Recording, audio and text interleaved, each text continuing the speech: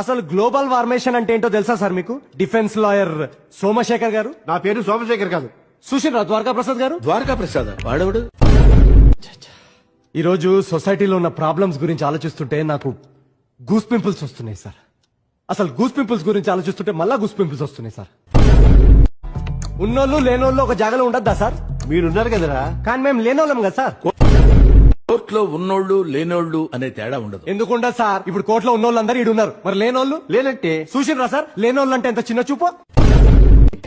అమ్మా ఈ అమ్మాయికి లైఫ్ ఇద్దాం అనుకుంటారా అమ్మా? వదిలేస్తున్నావా?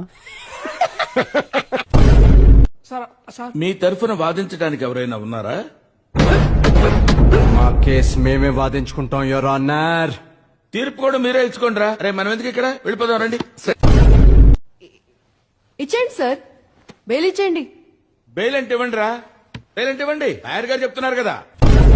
Satish, according to Indian constitution I'm still uncriminal till proof. Constitution రాది